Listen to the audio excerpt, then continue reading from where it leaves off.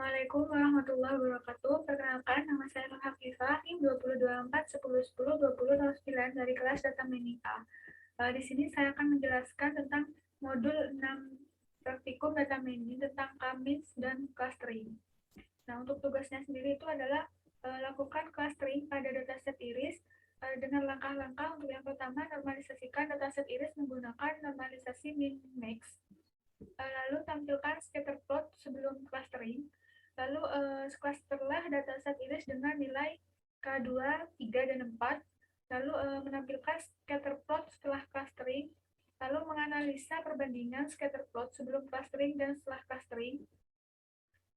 Selanjutnya untuk menentukan manakah K terbaik jika dilakukan analisa secara visual. Untuk tugas nomor 1 sampai 6 dilakukan terhadap kombinasi atribut sepal length, sepal width, lalu sepal length dan petal width, sepal width dan petal width, lalu petal length dan petal width.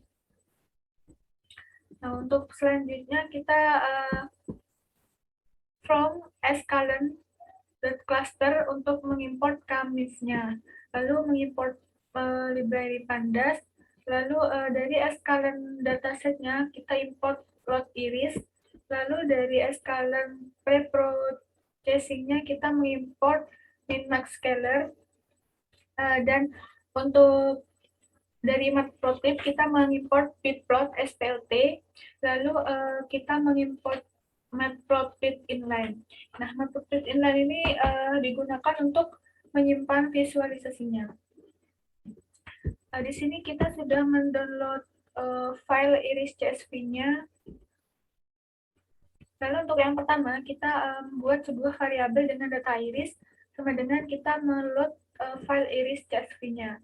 Lalu kita masukkan iris CSV-nya itu ke dalam data frame dengan data iris.data dengan kolom data iris.feature name. Lalu kita menampilkan data frame-nya sebelum normalisasi.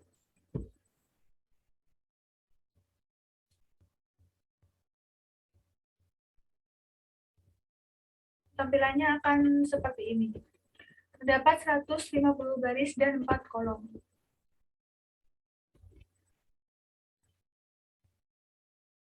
Nah, setelah itu untuk menormalisasi file CSV-nya itu kita membutuhkan fungsi normalisasi data frame-nya. Jadi di sini kita melakukan perulangan for i in df, lalu kita melakukan scaling dengan memanggil min-max scaler-nya, lalu kita scaling fit-nya dengan data frame memanggil index i, lalu kita mendeklarasikan data frame dengan indeks i-nya tersebut dengan scalar.transform. Lalu kita menge-print atau menampilkan data frame normalisasi setelah normalisasinya. Nah, ini merupakan data dari file iris CSV setelah normalisasi. Yang selanjutnya kita membuat scatter plot-nya ini dengan parameter X dan Y. Di sini gunanya untuk menampilkan bagaimana scatter plot sebelum di clustering. Dengan menggunakan fungsi plot scatter, lalu kita membutuhkan plt.scatter-nya ini dengan mengambil data frame menggunakan kolom X dan kolom Y-nya. Lalu di sini juga kita akan menampilkan label untuk X dan label untuk Y-nya. Selain fungsi untuk plot scatter-nya, kita juga membutuhkan fungsi untuk melakukan clustering-nya dengan memanggil parameter N, X, dan Y. Lalu kita mendeklarasikan kamisnya dengan variabel KM, yaitu di sini kita N cluster sama dengan N. Lalu kita ambil parameter untuk fit prediksinya dengan variabel data frame X, Y itu kita taruh di variabel Y sama Y underscore predict. Lalu kita print atau menampilkan prediksi clustering-nya dengan memanggil parameter Y predict ini. Lalu dari data frame-nya ini kita memanggil cluster dengan sama dengan Y predict. Lalu kita tampilkan centroid-nya dengan menggunakan parameter km.cluster_centers. Lalu juga kita akan mereturn nilai atau dari hasil centroid ini menggunakan km cluster centersnya itu. Baik, untuk yang selanjutnya itu kita membuat fungsi scatter clusternya dengan variabel nxy-nya yang tadi itu.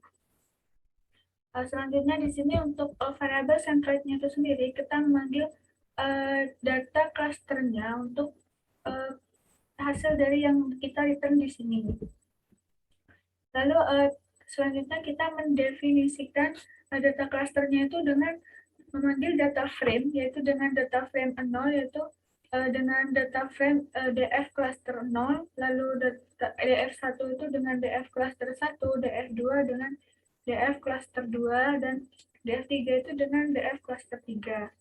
Nah, selanjutnya kita membuat scatter di masing-masing data frame-nya, yaitu di data frame 0 dengan parameter X dan dengan df0 juga di parameter Y dengan color yellow dan labelnya itu cluster index 0. Sama untuk yang ini kita membuat scatternya itu dengan df1 itu colornya itu lime, lalu labelnya itu cluster index 1. Sedangkan df2 itu colornya magenta, labelnya cluster index 2, lalu df3 colornya cyan, lalu labelnya itu cluster index 3. Selanjutnya membuat scatter dan yang memanggil centroidnya, centroid yang tadi ya, yang ini dengan indeks pertama dan indeks kedua dengan color black. Lalu markernya itu kita menggunakan marker bintang, labelnya itu kita kasih nama centroid. Lalu di sini kita menampilkan X label X-nya, lalu menampilkan Y labelnya, lalu plt.legend ini kita menampilkan keterangan yang ada di data frame-nya. Lalu untuk yang pertama itu adalah atribut sepal length dan sepal width-nya. Di sini kita memplot scatter untuk atribut sepal length dan sepal width-nya.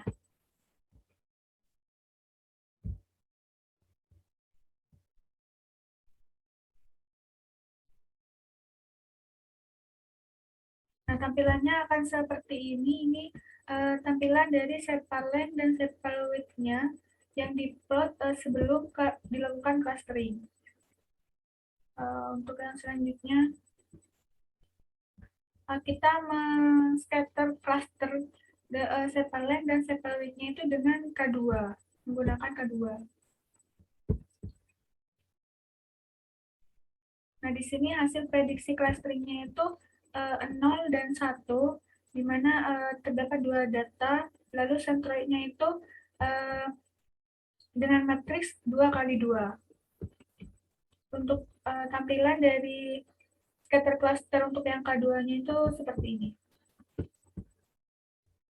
Selanjutnya untuk scatter cluster untuk K3 untuk sepal length dan sepal width-nya, di mana prediksi clusteringnya itu 0, 1, dan 2. Terdapat 3 data, yaitu dengan centroid itu dengan matriks 3 kali 3. Nah, untuk tampilan dari hasil clustering scatter cluster untuk K3-nya seperti ini.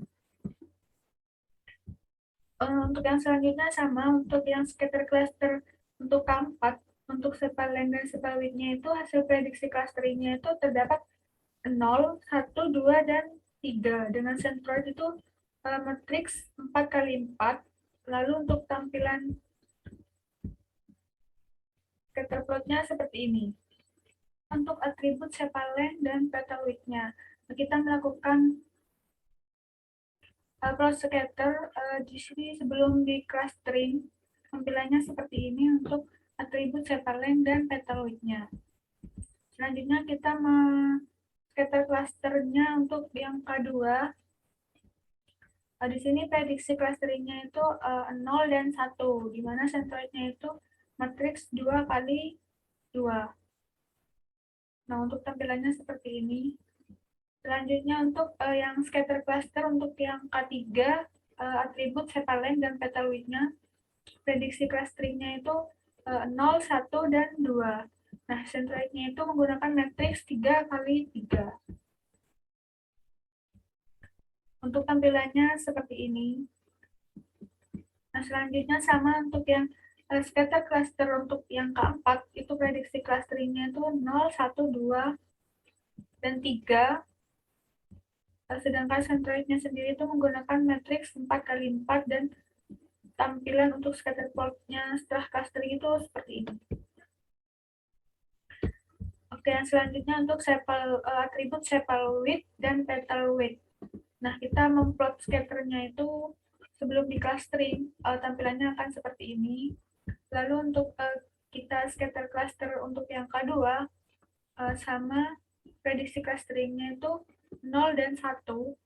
Centroidnya menggunakan matriks 2 kali 2 dan tampilan scatter plotnya seperti ini, menggunakan 2 warna yaitu hijau dan kuning. Nah, untuk scatter cluster yang ketiga, itu prediksi clusteringnya itu 0, 1, dan 2, dan dengan centroidnya itu menggunakan matriks 3 kali 3. Nah, untuk tampilannya seperti ini.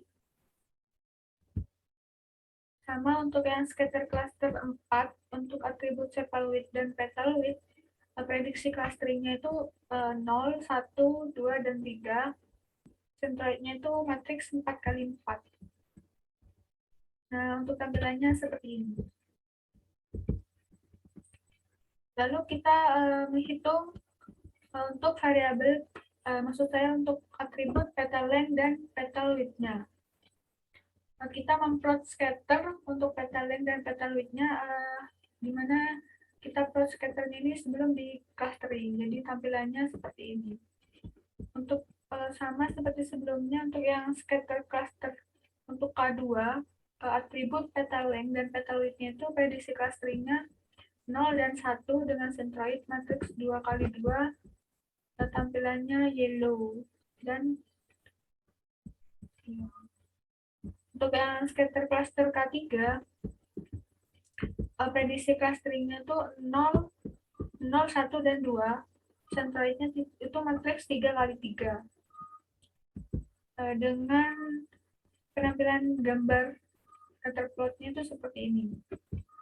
Dan yang terakhir, untuk scatter cluster untuk yang keempat, atribut petal length dan petal width, itu prediksi clusternya 0, 1, 2, dan 3, dengan centroid matriks 4 kali 4. Lalu tampilannya seperti ini. Nah, di sini kita sudah menghitung semua scatter cluster dari atribut petal length dan petal width-nya, lalu atribut sepal length dan petal width-nya, lalu untuk atribut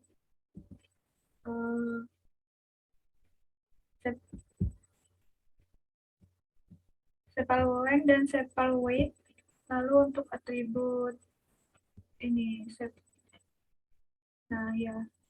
Nah, setelah kita melakukan analisis secara visual ini, yaitu untuk sepal length, sepal width dan petal width, lalu sepal width dan petal width, dan petal length dan petal width, lalu kita membandingkan.